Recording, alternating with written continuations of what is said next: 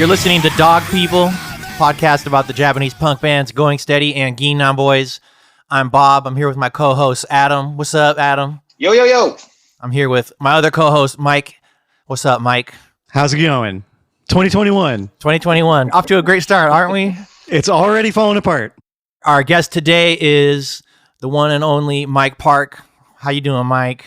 I'm doing well. Thank you for having me. I'm very excited to be here. We're just here to have you on to talk about, we want to get that behind the scenes dirt about your experiences with these Japanese punk bands. Cause, I know you were out in Japan in the late 90s meeting bands, putting out records. And, in particular, we know you're old friends with Chin, aka Takahiro, as you know him, who we interviewed a few episodes back. And actually, I wanted to surprise you with this here. Let me dig this up. I remember a long time ago, you told me that you had a diary that you kept when you were in Japan and you regretted deleting it. Yeah, you found it?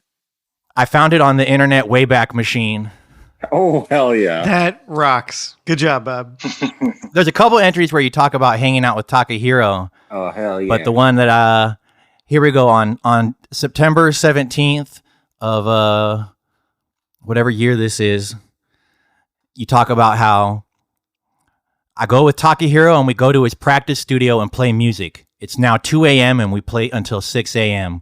We record 3 songs and we're having a good time. It's me on guitar, Takahiro on drums, and his friend on bass. Takahiro doesn't play drums, which makes things even more interesting. It was a blast. We end up going to a curry place called Coco Ichiban, which I will tell you more about this place at another time. Anyway, it keeps going on and on. But we surprised Takahiro with the Ahiro recordings when we were talking to him about it. I don't know if this is the Ahiro session right here. Oh, it is. That is the hero session. Nice. Yeah, it was a generic Coco Ichiban. But we had very Coco Ichiban curry. But it wasn't Coco Ichiban. What level of spice? Medium. Medium. I don't like it too spicy. It kind of ruins everything. You know what I'm saying, Huguenor? Hell no. Absolutely not. But the reason we did that session was strictly to make, at least in my mind, was to produce this fake band, send the 7-inch to Maximum Rock and Roll, and they would love it just because it's Japanese noise hardcore. And they ate it up, interviewed the band, made it in a print article, and I was like, yes, exactly. So I spent how much it costs is print a 7-inch, $1,000 just so I could prove a point that Maximum Rock and Roll would like it just because it's Japanese hardcore. That's tight.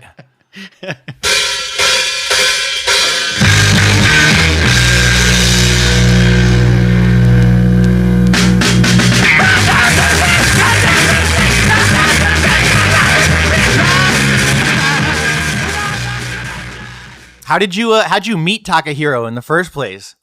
He was in a band called Young Punch, a ska punk band. So we met early on. Just I think some of the first few times I went to Japan, I think he would just be at the shows that I played. And it is Young Punch. Do you know this for a fact, Bob? I'm trying to make sure I'm not screwing up. Okay, yeah. So that's how I met him. It was through Young Punch. And his friends, he was friends with Reika, who spoke English. And then I became really good friends with Reika, and we just kind of kept in touch through the years. And Takahiro even came out to the U.S., and I think we went to the boardwalk in Santa Cruz and had fun. Oh, that's tight. That's awesome. What rides did you go on? I can't recall, but I'm guessing Giant Dipper, perhaps the log ride. Cave Train Adventure? I don't think so. Probably the pirate ship. I don't know. Cool. You know what I'm saying, Adam? I know what you're saying. I was just thinking, when you're talking about hanging out with Chin, I remember the 3 of us jumping on your trampoline when they came out to San Francisco in your backyard. And that was like the last time I remember hanging out with you, probably. Oh, that's a long time ago. I think maybe you just got married, or you had just announced you were going to get married at that time. I can't remember. It's been so long. Life goes by so fast, Huguenor. It does. But we spent a lot of it together. I've realized, looking back on it now, like, Bob, when did we meet? I think I was maybe 15, something Yeah, like we that. met like 20 years ago, probably. Yeah, Adam, I think it had to have been the same year, if not very shortly afterwards. I was probably 15 or 16 when we met. Yeah, I think so. And then Mike, I feel like I met you when I was probably like 19. Could be. I kind of remember. I'm trying to think when Shinobu played that Halloween party I had. You know, I didn't know you very well at that time, so that was probably 2004. Does that make sense? Yeah, 4 or 5. Yeah, How old are you guys now? 37. I'm 36. Yeah, 37. Damn, you guys are old. Yeah. So that would have been like 16 years ago, though. Yeah. 16, 17 years ago. Almost half my life ago. I love it. So, Mike, we actually wanted to ask you about Young Punch specifically because Chin told us that Young Punch asked if you would put out their records, but you said no. I don't remember that at all. You don't remember being asked? I don't remember being asked at all. Do you remember anything about Young Punch? I remember seeing them live and thinking, you know, they were a good band. I can't remember their music. Okay. I would just be making something up if I commented on that. I don't recall their music. I just remember. Fair enough. I don't remember anything. Let's be honest, Huguenor. I don't remember. I could make a very interesting false narrative story, but I'm not going to. Why not? I don't know. I don't. Okay, here we go. So yeah, it was awesome.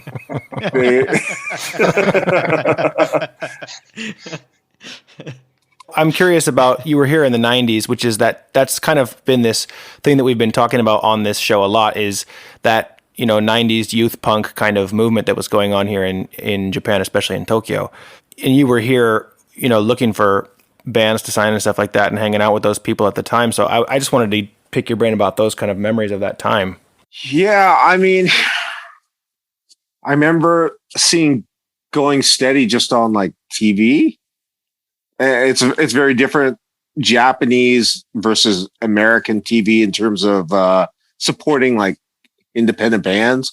A lot of independent bands in Japan would get some kind of coverage on, I don't know if they still have like Space Shower TV or whatever, but different music programming.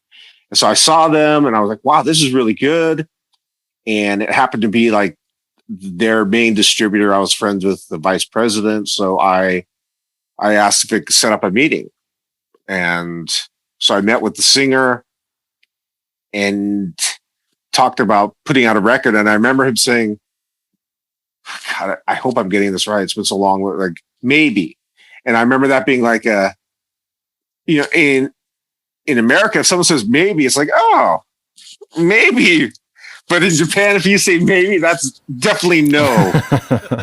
Is what I found out. Like, maybe. So that was a bummer, but whatever.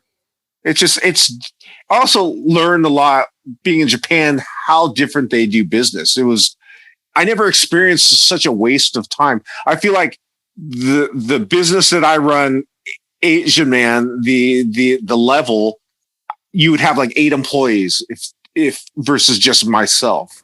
Mm-hmm. I feel like I could do the work of 8 people in Japan. Is that fair, or is this a terrible example? No, I think that there's a lot of inefficiency. Like, there's a lot of, you know, there's this idea that you have to have these certain positions filled because those are what make up a company, and these are the people who are going to do them. And I definitely think there's a lot of waste and stuff like that, for sure. That's also why CDs in Japan were $35 and not $8 in the late 90s. Yeah. Were they really that expensive? They're pretty expensive even now. Yeah, I think that the new Ging Nang Boyz album that came out just recently was like 3,000 yen or something like that. What a bargain.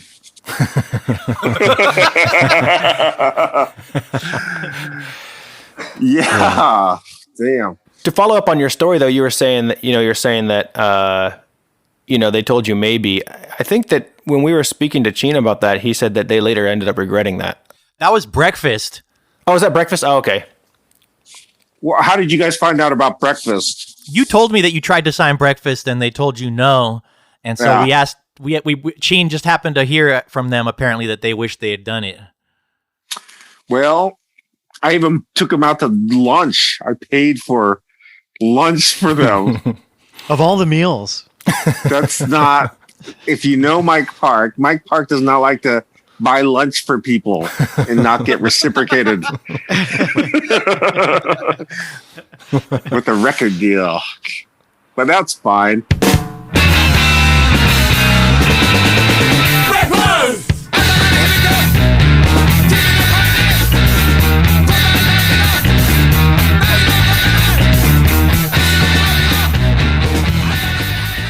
It's pretty crazy for me to think like the bands that you did sign, you know, like Poly 6 or like Coquettish, like those were some really kick-ass records. I'm just imagining if you'd put out Going Steady or Breakfast, like those bands are equally kick-ass. You know, it would have been just the all-star lineup of Japanese bands. Yeah, I mean, okay, so the reason why I went to Japan was I had put out a band from Chiba called Softball. So without any work at all, sold about 30,000 copies.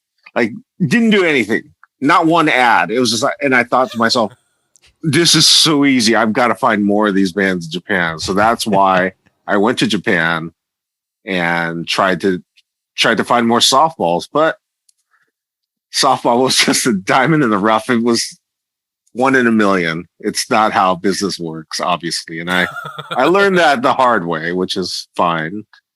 It's fine, Huguenor. It's fine. You got nothing but curveballs, it sounds like. Nothing but.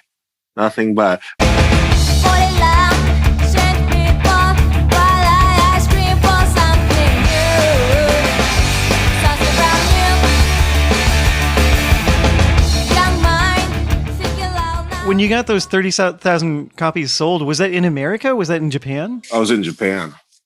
How did it sell in America? Did it sell? Was it so? It was like 30,000 in Japan ordered from Asian Man America. No, we pressed them in Japan. Okay. Yeah. And they did okay in the U.S. We probably sold it was at different times. The music sold more, so we probably sold like 5,000. Yeah, that's pretty good. And probably in Japan, we probably actually sold more than 30,000. I know the distributor that we used didn't pay me for a lot of it, so that was a bummer. But so is life, Adam. So is life. How did you get aware of softball in the first place? How did they cross your radar? God, I'm trying to remember. How did they? I think the band Nicotine might have, because they were, I believe softball was from Chiba. God, I don't know. Maybe that's how I found out about them. I can't remember, to be honest. Yeah, but I know a lot of the bands I did find through the distribution company UK Project, who also is a management company. So all the bands like Poly 6, Potshot, it's all through this UK project. Even this, I remember, like, there were so many good bands. There was like a Muffs type of band in Japan. I forgot what they were called. They were so good. Probably the Holidays. The Holidays. Oh, yeah. I tried to sign them. That didn't work out. But yeah, it was mostly because of UK Project. It was really cool because they were an independent distributor and management company. They could license out stuff, and I was able to talk to different managers. And when I was in Japan, I was really, like, I went all out. I was like, if I'm going this far, I'm not going to just sit around and do nothing. Like, I set up meetings with big companies. You know, I met with EMI, I met with Tower Records, I met with Avex, like different promoters. And it was just so funny because I didn't even have a business card when I went out there, and I realized very quickly, you got to have a business card. Like, the first thing you do when you meet is you just pull out your business card. I'm just like, I got nothing. I've never made a business card before, but I made them very quickly when I was in Japan. What did yours look like? God, I wish I remember. I wish I still had some. I feel like maybe if I looked around my old bedroom, I could find one, but it was probably very generic. It's like Mike Park, Asian Man Records. Shacho. It's funny you bring up the holidays because they did a split with Going Steady. Wow. Relevant to this podcast. There you go. いつも心は通じ合ってるいつもどこかで感じ合ってるいつも何かを Wow. Yeah, Going Steady, I found out they were also on UK Project too, I'm pretty sure. Yeah, they were. Yeah, they were. Mike, I wanted to ask you about that because you're talking about doing business there in Japan and it being kind of different than doing business in the U.S. And in my experience too, like I don't do as much with music, but I was organizing a comic book festival here in Tokyo, and to like get people to come and do like talks or live drawing or stuff like that. I just found it to be so different from organizing events in the US. Like normally I would just ask the person, they would agree or not agree, you know, whatever. It's all kind of done through handshakes and stuff. But here, like if you directly contact the artist, it's seen as like a, you know, like a betrayal or something. Like the agents and the managers get really angry and you'll never be able to like work with any of their people again. So did you find that kind of thing, like that kind of difference in style? Yeah, I mean, I just found one weird thing was like, okay, so when I first got to Japan, it was like I felt like I was in Disneyland 24/7. It was awesome. Like I think I went out like the first 37 days there. I went out every night, and it was like, oh man, this is the greatest country. This is the best music scene. This is very amazing, and it just slowly started to go downhill as I learned the intricacies of Japanese business. I mean, they can smile. A lot of them will be smiling on the outside, and on the inside, they're like, fuck this Mike Park guy. And I found out. So I was just walking in like Shimokudazawa, and what band was it? There was a band, and I was walking. It was me, and I met Chris Murray, this ska musician from originally from Canada. His brother was out there with like a couple friends. I just met him. I'd never met him before. Like Chris Murray had set us up to meet. So I was just walking with him and a couple of his friends in Shimokudazawa. And then this band came up to me. He's like, oh, you know, Mike Park, come, we're playing the show. I'm like, you know, in my mind, I'm like, I don't want to go. But he's like, he kind of like brought me, and I have these 4 guys, and they took me into the show. We go in, and afterwards I find out that the manager was furious that I just came in and brought because the show was packed. And I just like barged my way in, got in free, didn't pay. I'm like, I didn't do anything. I didn't even want to go.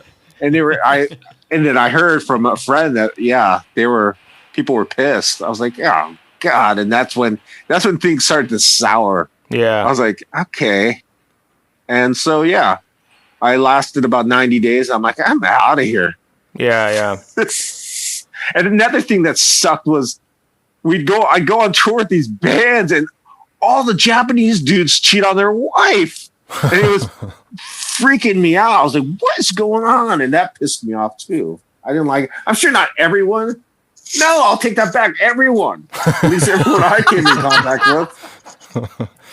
It was like, what is going on? Damn, we're getting that real dirt. Yeah, I'll speak from experience and say that like in the company that I'm working at, like even the people that I thought had these like rock solid relationships, like as soon as they're off on a business trip and stuff, you know, they're all, I mean, it's kind of it's more like, how do I want to say, it's more like formalized or ritualized here, like how you do it. You can't just like go out and meet a girl and all that kind of stuff, but like they'll all go out together and hit up like a brothel and stuff, and it's no big deal. That's just considered normal thing, you know, normal part of business here. So it always surprised me too. Yeah. Pissed me off, Huguenor. You understand, Michael? I could see that being, especially from like the scene that we come from and in the people that we know, could see that being a really big change. You know, like a pretty feeling like nobody is being like faithful or like caring about the people in their life. I could see that being really shocking for sure. Yeah. It's kind of funny because I don't think that a lot of those people consider that to be like, I don't know, unfaithful. Like it's a service that you're paying for, and it's a very different thing than, Well, I'm sure if their wife knew about it, they'd be pissed. That's where the line should be drawn. But regardless, culturally, of course, it was very different. But that freaked me out too. So, and that's when I realized I don't want to sour Japan, because it's one of the mystical places of just insanity and joy for me. So I thought, let me get the hell out of here so I can just, when I do come back, I'll come back as a musician, and where they just like, they treat you with such royalty. I like that feeling a lot better than being a minion upon as a businessman. It seems like a much better place to play music than to be a businessman, for sure. Oh, 100%. I think Bob can speak to that, right? I definitely felt the same way too. Yeah. I living there just as like a working schmuck for a year, it wasn't terrible, but like I prefer my mundane life in America versus my mundane life in Japan. So I was like, after 1 year, I'm done. I'm going back to California, where even if people are insane, it's my type of insane. Like you're talking about where Japanese people say maybe and they mean no. I experienced that a lot, where I was just like, hey, you guys want to go to the movies? Oh yeah, maybe. And it's like, you guys can just tell me no. Like, it really does get under your skin. Yeah. You meet other foreigners out there, and you could see they're super bitter, and it's like, why are you still in Japan if it's not your place to be? Like, some people can adjust and they thrive there, like Adam, who's been there 12, 13 years, whatever. Like, I could tell I wasn't going to adjust, and I was like, I'm out. I gotta get out of here. Yeah. I was only there for 3 months, but that was enough for me. I would love to go. I would go back for 3 months if I could just go there on vacation, but I don't want to work there. Hey, same here, TBH. I think that you guys both made a good call in that way, though. Like, and I say that to people here, that there's a lot of people in the opposite situation where like they kind of dream of America and they think of it as this being this really amazing place where all their favorite bands are and all their favorite stuff is, and I always tell them, like, go and see it and be there for like, a month, whatever, but don't live there, because the magic will wear off and it'll become a regular place for you. And, if you become a working schmuck there, it's, I think that there's just so many differences that will stress people out. A lot of people, especially if you have really high hopes set, so. Yes. I'd definitely love to be in Japan right now and away from COVID epicenter Los Angeles, but, that's neither here nor there, I guess. Plus, there's probably no fucking QAnon in Japan, I would imagine. Oh, there is. There's that kind of shit's everywhere. There were Trump rallies in Japan, like pro-Trump rallies. Yeah, there was one here in Nagoya. There's like a newspaper that's associated with the Falun Gong, I don't know if you want to call it cult or whatever, religion that got like banned from China. And they're all over in the US and in Japan and in China and stuff. Those people are like super hardcore right-wing people. So they're like super hardcore Trump supporters and stuff. And so even in Japan, they've been having these rallies. I mean, they're not like invading the Capitol building, but they're still having rallies all over the place. People must be puzzled by it. Like, not this guy. Yeah. It just seems so esoteric to day-to-day life in Japan. What does that have at all to do with day-to-day life in Japan? You know what it is, though? It's tied up to the same thing. Like, you see those, like the Proud Boys and all those other people, when they're talking about Antifa and stuff like that, they call everybody communist, right? They just think anybody who's on the left is communist. And I think that that's what these people are thinking the same thing. Like, you have to remember also that, like, in Japan, like, the Communist Party of Japan is probably like the third biggest party here. They have like, I don't know, 12 seats in parliament or something like that. So I think that there's just this association that anything that's on the left wing at all is communist, and especially like a religion that's kicked out of China or banned in China, then they have really strong anti-communist ideas. So that makes them like swing far to the other side, right? I see. I hope the Zoom is recording the video along with the audio, because right now Mike is giving us some great close-ups of his beard. I thought he was giving me the message that like he's falling asleep because I'm talking about this. Like, the cell phone is just falling closer and closer to his face. Yeah. Oh yeah.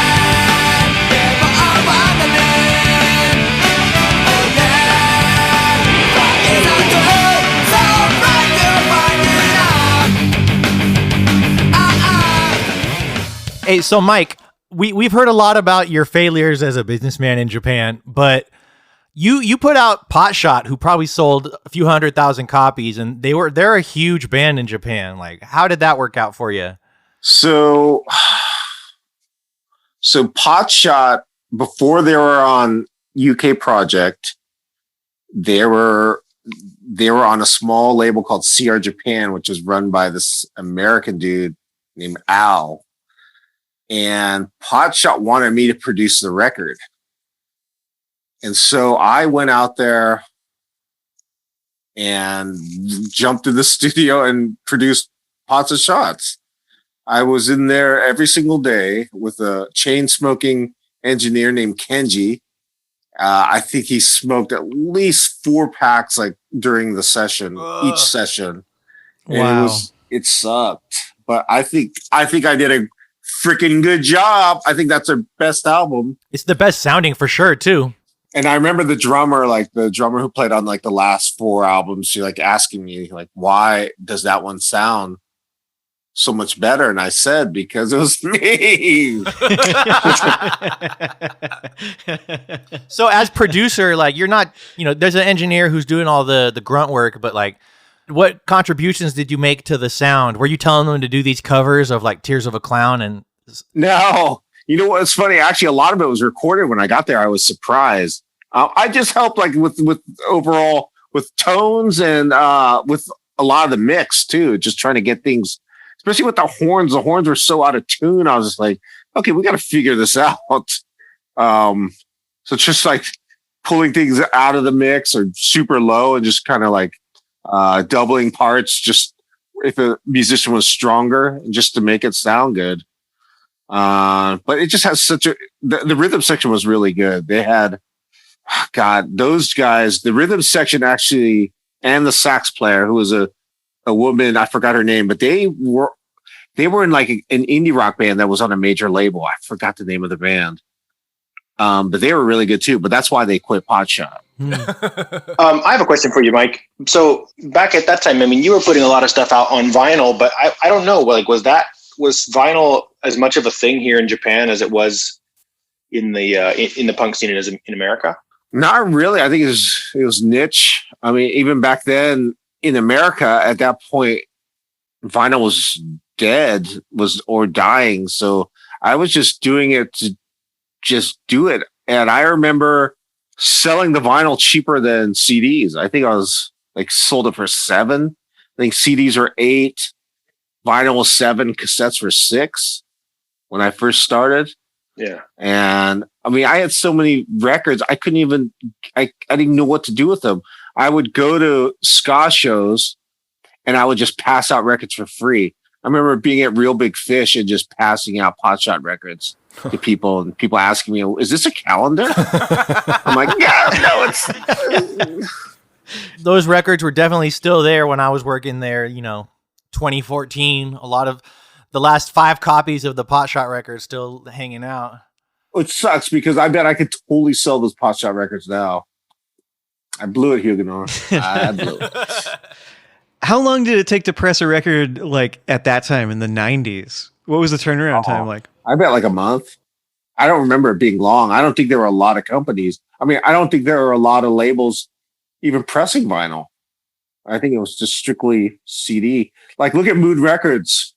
They didn't press vinyl on anything. I think that was like the biggest ska label. And they were doing very well. So just as an example of how much vinyl was being pressed. But I think a lot of the punk labels, I think like Lookout was definitely doing vinyl and everything, but probably small quantities.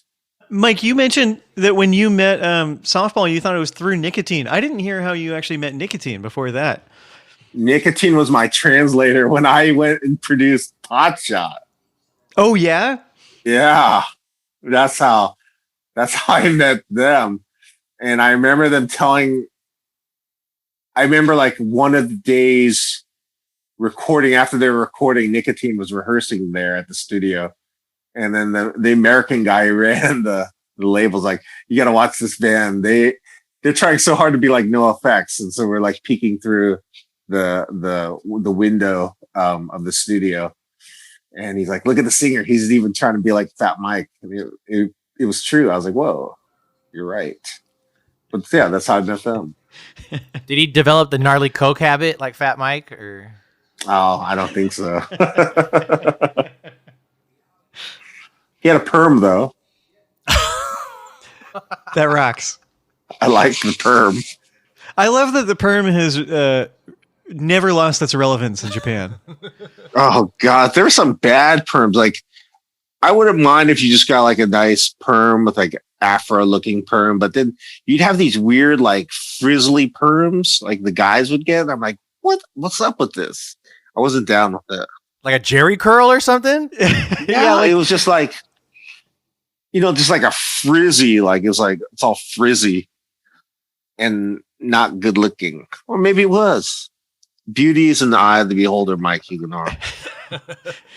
Beautiful sentiment, I must say, as far as the eye or the ear of the beholder is concerned right now. For sure. Now it's time to go break this shit. Slipping up slow, but I have bloody hands. God, who's gonna save me? I need somebody to let me out of this place. Hey, even better this way. That's what none of my friends ever told me. So please give me a blessing tonight. Let me hear your Japanese, Mike. What do you know? If you were in Japan and you met Adam for the first time, what would you say? I'd say, oh God, it's been a while. You put me on the spot. I would say, konbanwa right now. Sorry, but not, well, konnichiwa, I guess right now, where you are. But, and then, I would say, what do I mean? You would go, Hajime mashite? yeah, hajime mashite. Mike desu, yoroshiku onegaishimasu. Yeah. And they would go, what's up? Yeah. Mike Park, how often would people come up and just start talking your ear off in Japanese before realizing you weren't Japanese?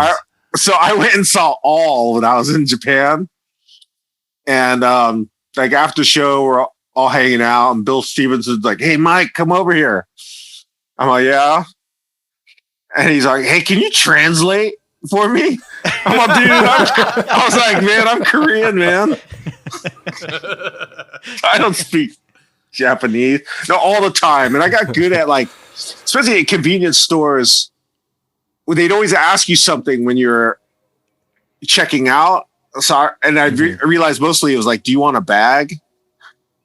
And I would just go, hi. And they'd give me a bag. But one time I'm like, hi. And they just started cooking my food. I was like, no. I can totally imagine exactly what they said to you and how that whole thing went down.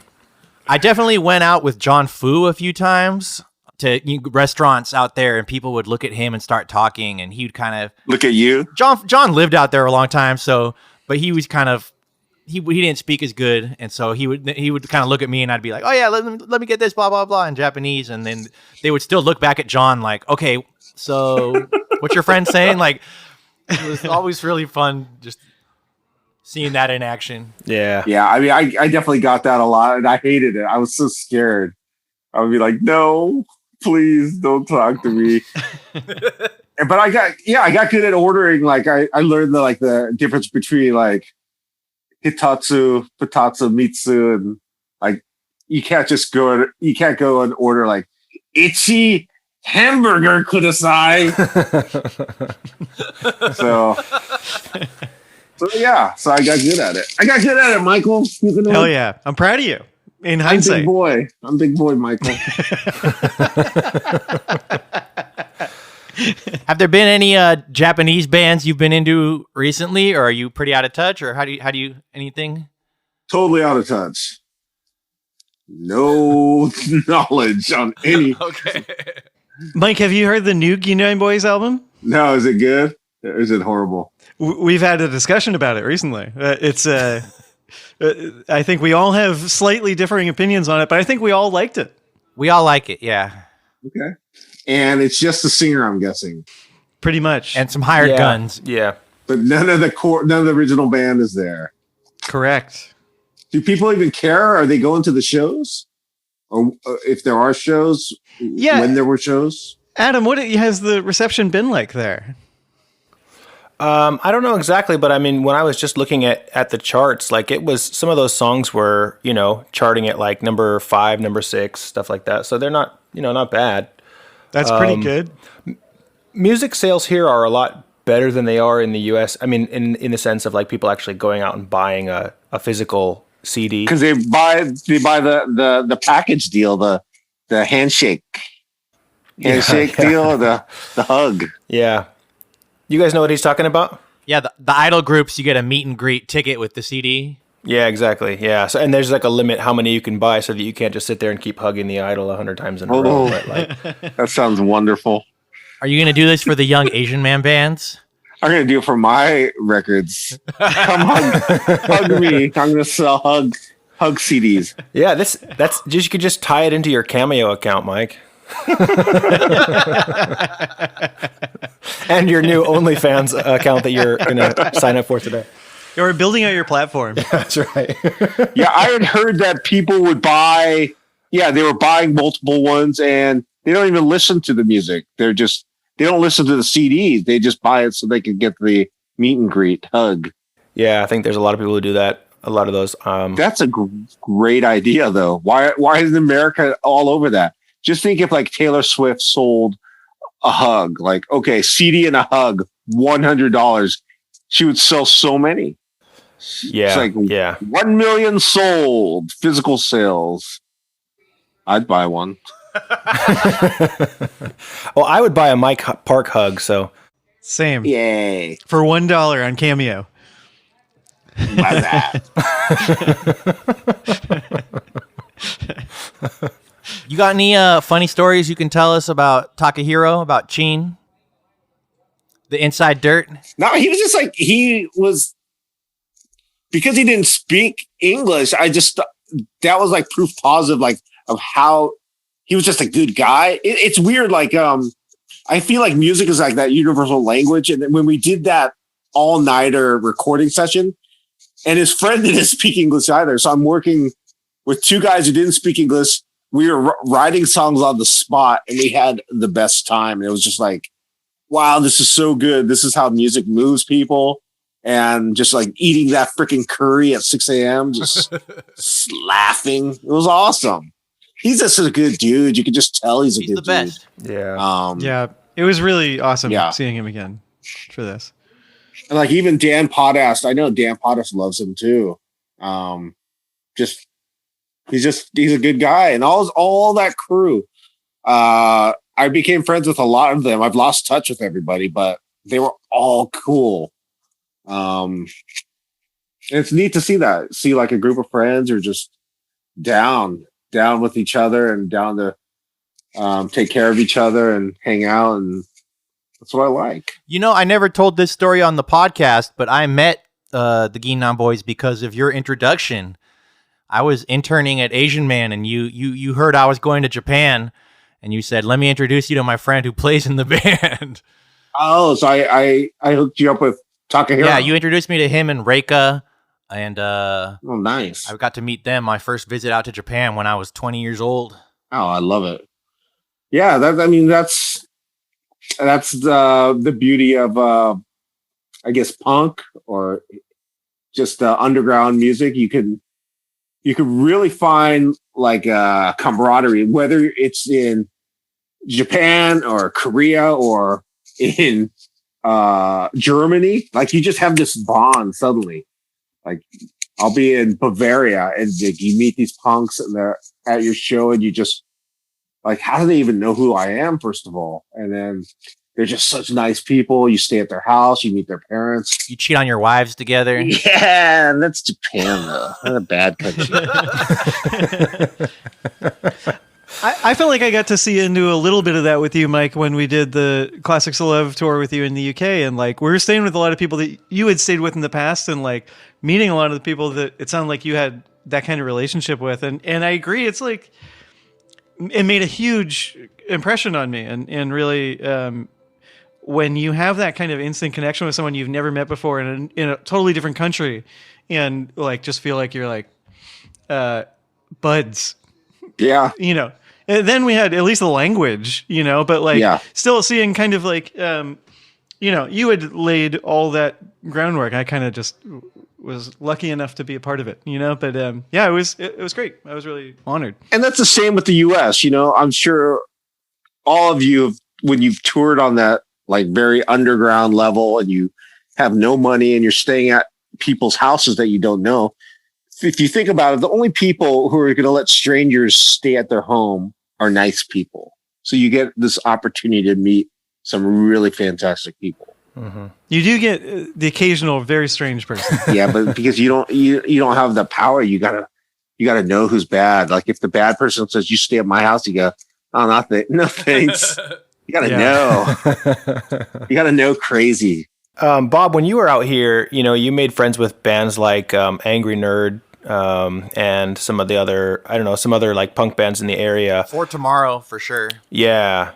And I know that like, a few years after you had left, there were times where I would feel like really kind of isolated and I don't know, lonely and stuff, homesick maybe or something, and there's times where just like living in another country just is overwhelming, like the difference in culture, difference in language. It's just stressful. Every day is stressful. And there were times where I felt like I can't like stay here. I got to get out of here.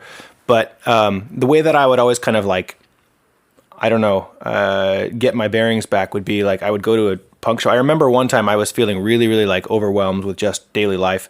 And your friend Gucha from the band Angry Nerd, he sent me a email. He said, hey, we have a show in Nagoya. Come out and see us. And so I did. And it just like reset everything. Like I felt like, okay, my people are here. Even though I'm like far away from America, like there are good people here that I can connect with on that, like that basic level, and it kind of made me able to keep going. So I don't know, I think that's the same kind of thing that you guys are talking about.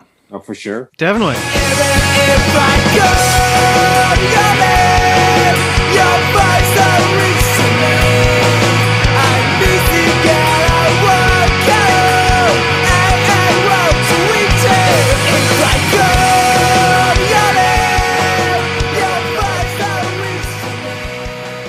I think for all of us, music has really been like a really necessary and like connective part of our lives, and in kind of like the thing that amazes me is, Bob, you're talking about going to Japan when you were 20 and meeting Going Steady, who we've been continuing to talk about 17 years later, and really continuing to really like be affected by and to really allow our lives to be a part of, I think, in a way. I agree with you, Mike. I think it's a really positive alternative to a lot of the things that are presented in life. I think music is a really powerful and positive force that at times seems almost like an entirely different force in the world. I feel like it just connects people in this. I don't even know.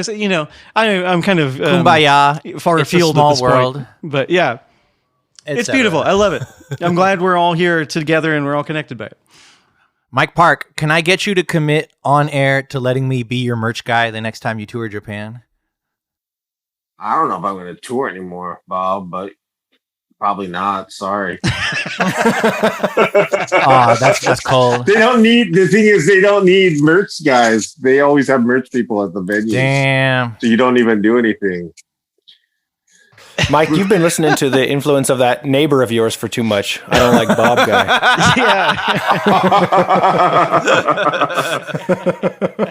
You got to get him on the podcast next.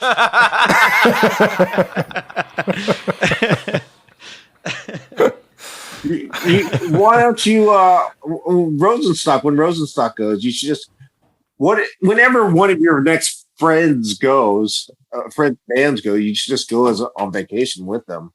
Yeah. And just hang out. I'd love to. That'll for be sure. fun. It's on my list to go again after, everything settles down. Well, you guys all have a extra bed here. Woo. Or futon anyway. Do you like Tebasaki, Adam? Yeah, man. I love Tebasaki. That's a Nagoya specialty. How many can you eat? That's why I brought it up. I don't know. I've never tested my limit. I want to, though, now that you say that. I will give you guys a tip, though. So, like, Tebasaki, so you guys all know probably that's like this Nagoya chicken wing for people listening, Nagoya-style chicken wing. And all over the country, people know, like, Sekai Yamachan. That's like Yamachan is the place where you eat those. But if you're a true Nagoya Tebasaki aficionado, Furaibo is the place to go. That's the place that has the best Tebasaki in town. How's my pronunciation? Tebasaki. No, it's actually not bad at all. No, I love Tebasaki. I can eat so many, hundreds. It's the perfect food for like when you're drinking beer. You know, John Fu came out and visited not that long ago, and we went and ate Tebasaki together. And I was teaching him the method because there's like when you look at the menu here, like at Yamachan, it tells you how to eat it. Where in like one bite you can pull off all the meat. Oh, and I just love leave it. bone. I love the one bite. Yeah. It's great. Like you slurp the chicken off the bone. How does that work? You it's a technique. So you hold it in a certain spot and you put your teeth down at the base of it, and then you pull back, and their teeth just kind of rake all the chicken off. So it's not the drumstick part. It's just the whatever. The Yeah, it's the part with the two bones. It's this part right here. So yeah, it's awesome. Yeah. So good. You were talking about Coco Ichiban in the beginning of this, and that's actually originally this area too. That's from Ichinomiya, which is just by Nagoya. So the original first Coco Ichiban. Yeah, they used to have the cutest watches, and I used to wear it, and then it would break, and then last time I went, I tried to get one. They don't stop making them. I was very sad. I've never even seen the Coco Ichi watches. I know. I would show it to Japanese people, and they would go, "Oh." They weren't impressed. I thought they'd be impressed. I think a lot about her. She's my friend, talked a long time hanging out in her room. Even found a liking to her cat to our group. Sometimes I would wash the dishes, hoping I could grant you wishes. Looking all around for you. Now, you were something a caring person, gotta need a mind. I have to figure out again what it's like to like to have a best friend. Never gonna find another beautiful girl like her. She's my friend. Mike, tell us about doing shrooms in Japan. So this is my one and only time. It used to be legal in Japan. I think some celebrity there did it and died, and that's when they barred it from the streets of Shibuya. But yeah, so it would just be like a folding table, maybe like a card table, and there'd be guys just on the street like magic mushrooms, and so we bought some. Oh wow! I was on tour with the Chinkies, and then 4 of us. It was me, Steve Choi, this guy Greg Alexandra, and this guy Jason Tin. Me and Jason Tin, that was our first time we had done it. And so the other dudes, I think they took like a full dose, or maybe we took like a quarter dose. And we're just we're in a hotel. I had my laptop, which had a bunch of like 80s Atari games, and we're playing Frogger. And it just, for me, it took a while, but it just kicked in. And I was like, oh yeah, just the Frogger, just the lights. It was amazing. And then Jason Tin was like, nothing's happening. And then so I said, okay, go get me some food. I gave him some money. I said, go get me some pizza ma and ama stuff from the convenience store, maybe some onigiri. Mm-hmm. And then he came back. And then I was eating my food, and then like an hour later, he was just in bed, and then the 3 of us were playing Frogger, and we just heard Jason Tin go, "I can feel it." We're just like, and then we're just like, yeah. And then we stayed up. We were up until the sun came out. We were just like, just having a good time. Just playing Frogger. Like, just imagine Frogger in the middle on a laptop, and 4 of us lying on our stomachs, just talking and then passing the Frogger around to the next person. It was great. It was a great experience. Maybe I'd do it again, but that was the first and only time. And it was, for me, that was a good time. Pretty wholesome. Yeah. Yeah.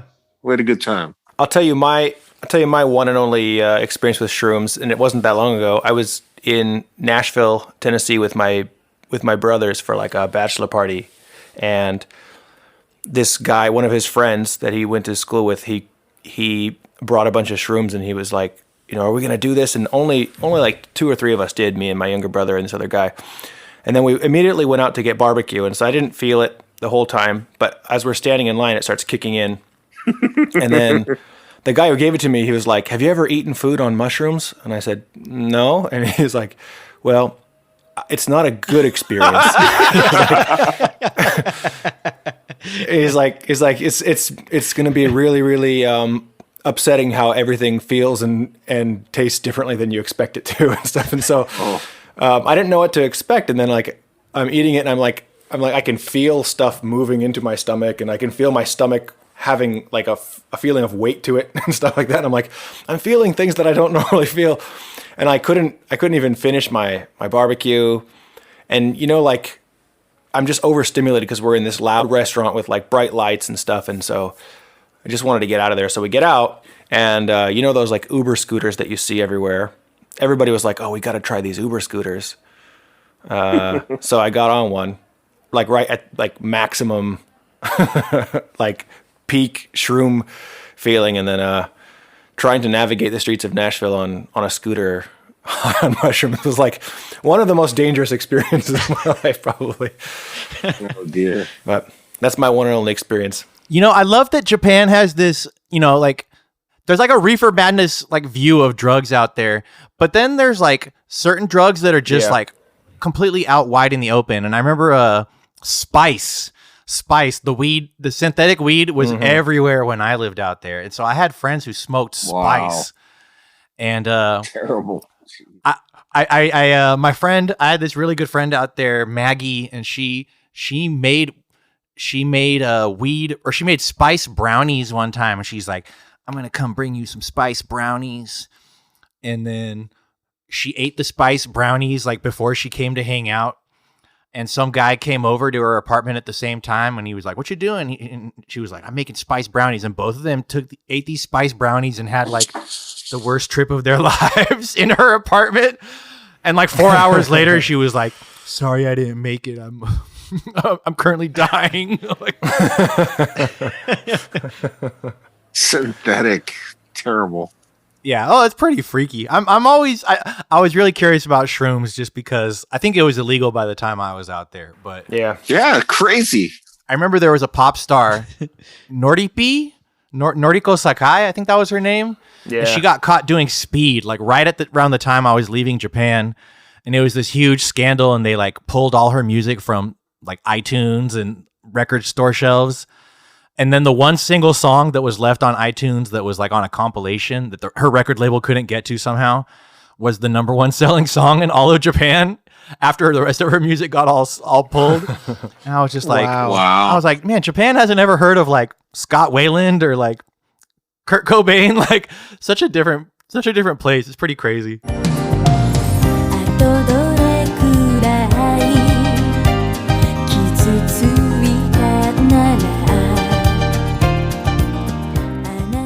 When that happened, I remember, so to bring this kind of full circle, that band, Angry Nerd, I did an interview with them for a magazine I was working on here in Japan. And that was right when that whole scandal was going down. And I remember one of my questions in the interview was, if Noripi asked you to do drugs with her, would you do it? And they all kind of freaked out by the question. And then like one was like, I guess maybe... It's like maybe just weed, but nothing beyond that. And then like after the interview was done, I showed it to them, before I said, okay, before it goes to press, this is what it looks like. And I showed them the galleys, and they called me back and they were like, can you take out the part about the weed? I'm afraid I'm going to get in trouble. I'm like, all you said was, if she asked you to do drugs that you might smoke weed with her. I was like, you're not going to get in trouble for that. Did you take it out? No, I left it because they were like, yeah, I guess you're right. But they were really worried about it. And I was like, that wouldn't even if you said you did drugs with her, it wouldn't like stand up in a court, at least not in America. I don't know about here, but. In the last 5 years, I've brought 2 different Japanese bands out to tour out here. And the first one, like on their last day in town, one of the guys was like, I'm going to smoke a little. And he like smoked some weed and had like the best night of tour. And he was just in such a good mood. And then the second band that came out, before I had even had a chance to meet up with them and like pick them up, they were going to crash at my house. They had already like hit the dispensary and bought pipes and shit. Like they were already mad stoned by the time I met up with them. It actually was pretty surprising. I was like, what? The first Japanese band I ever knew that was just all about that stoner life. So And then they come back to Japan and they only put out like fish, like kind of like jam band records. Because you think about Japan. Japan is so knowledgeable about every scene, whether it be like so fine detail, whether it be ska, authentic ska, hardcore, bro hardcore, emo, indie rock, etc. There must be a scene out there that does like the bro reggae scene. Oh, for sure. Sublime scene. There is. Yeah, there is. Are they all smoking weed? They must be, because that's Yeah, that's they weed are. culture. They are. They're smoking that spice, dog. Oh, hell yeah. Yeah, for sure. Like there's definitely like and like drugs is considered like a culture of its own here. So like there are people who are just really into drug culture. There's like drug stores that like don't actually sell any drugs, but they sell like, you know, like tie-dye shirts and Yeah. stuff like that. You know, all the students in my classes, like not all of them, but a lot of them would have like bags like with a big pot leaf on them that they just bought at whatever store in the mall, without ever knowing what it was. It Yeah. was always funny seeing that type of stuff on a 16-year-old kid's binder or whatever. Is there any chance of weed being legal in Japan? We lost I Adam. don't imagine that. Oh no, I'm here. I don't imagine that coming anytime soon. All right. All right, well, I think we'll call it here. Thanks for joining us today, Mike. Talk to you guys later. All right, talk to you later, Mike. Adios, Mike. Good seeing you, Mike. Bye bye.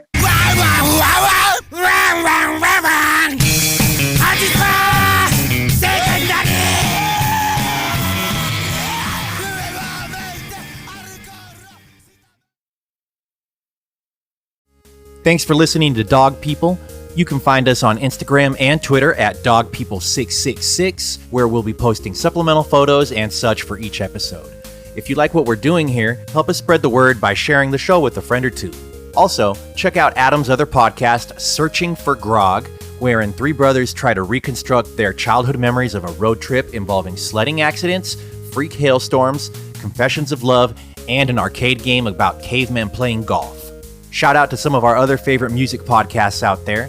Better yet, a long-form interview podcast covering the best artists from the extended DIY punk community. Unscripted Moments, a podcast about propaganda, and As You Were, a podcast about Alkaline Trio, both of which inspired us to do something similar. And the In Defense of Ska podcast by our old friend Aaron Carnes.